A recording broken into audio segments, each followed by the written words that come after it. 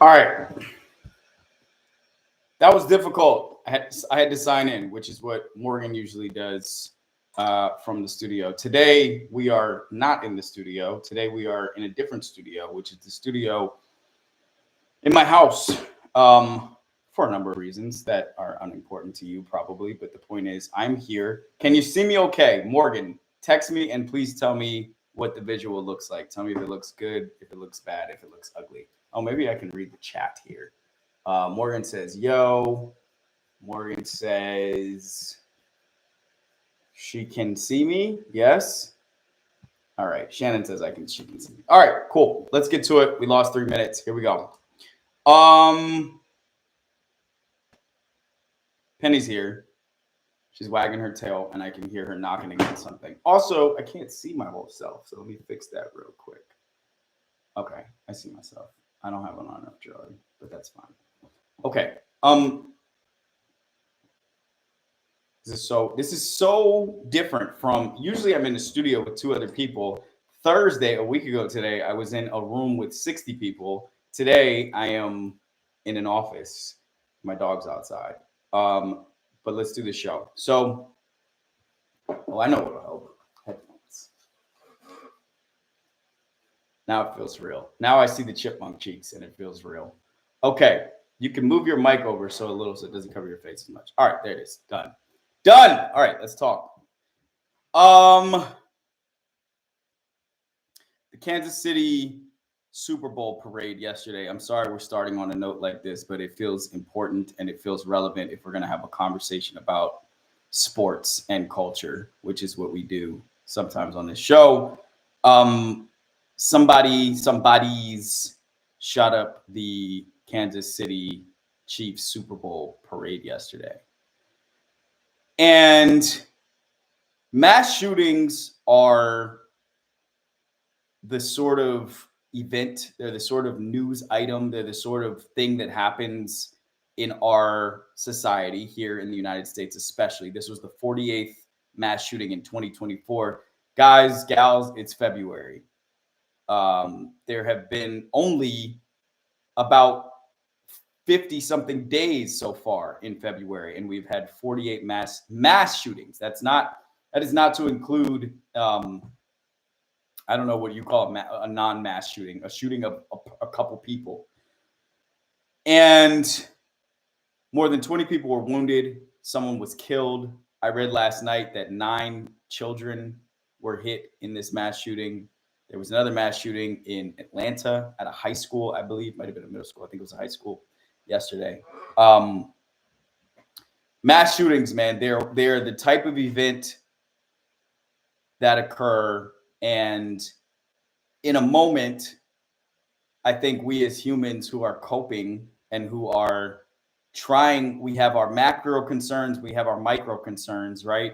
So yesterday, when I find out about this mass shooting, I do so while I forgot exactly where it was, probably at this exact same desk, while having a day with myself where I'm processing what it is for me to be single on Valentine's Day for the first time in a long time.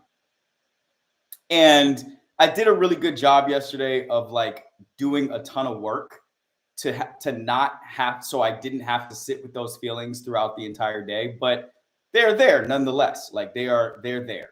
And whether or not I want to assign positive, negative, or otherwise to those feelings, they were there.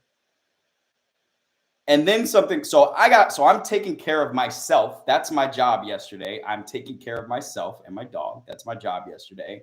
And then I see something like this has happened that is much bigger and much more important and much more tragic, certainly, than anything that's going on with me.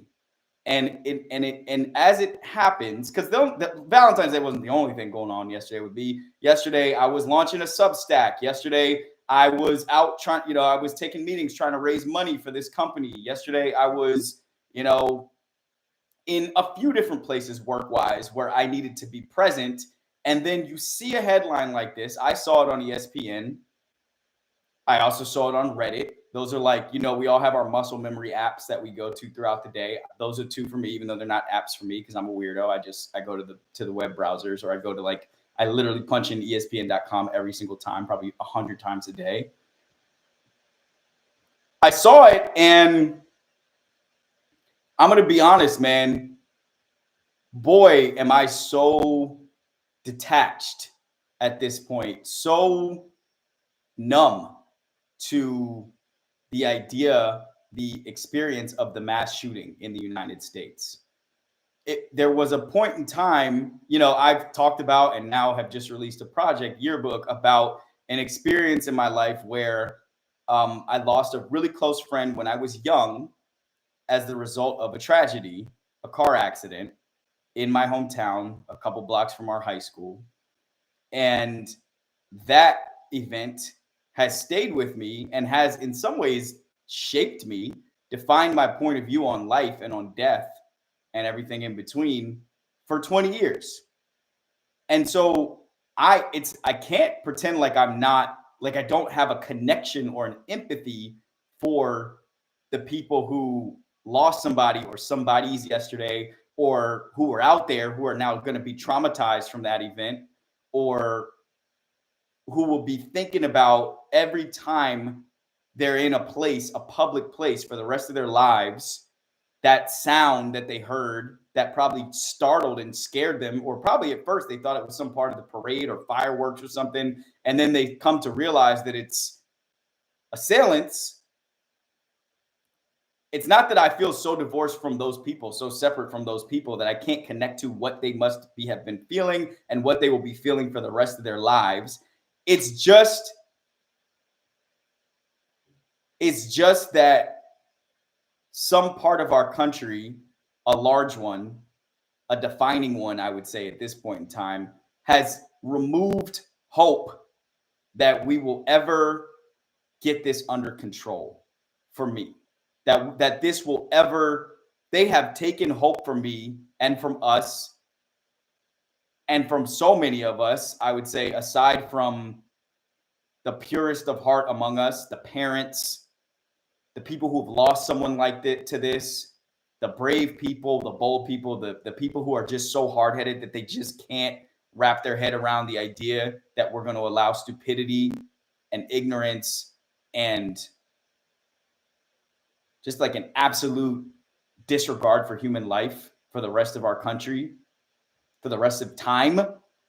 Aside from those people, I think most of us have been robbed of our hope that we'll ever get this under control. And so when I saw the headline, I think people will relate to this. I had this split-second decision, which is like, sorry, that's Penny, y'all. Today, Penny is doing the job of producer Morgan, and so she's going to chime in when she feels moved.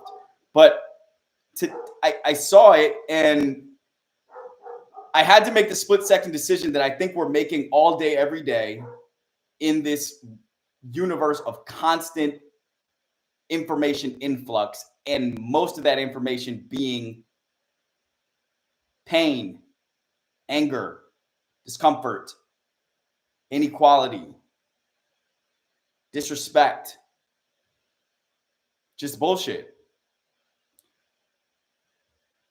I had to decide, as a machine for myself, how much of myself am I going to give to this headline?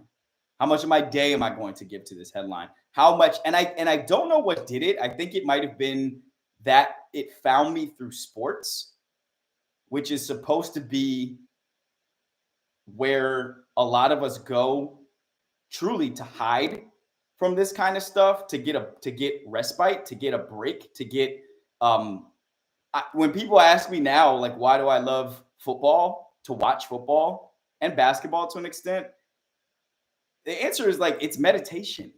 It gets me out of my phone. It gets me out of my feelings. It gets me out of my real feelings for a little while. It gets me out of my head. It's just I'm watching a story play out that means nothing. I can project myself on it if I want to. It's a dance. There's beauty in it. It's artistic. There are storylines that I can follow. I think this is how people feel about reality television. It loosely reflects society, but not in a way that it's going to actually cost me anything. It's not going to make me lose sleep. It's meditation. I get some of my best thinking done watching sports. But this time,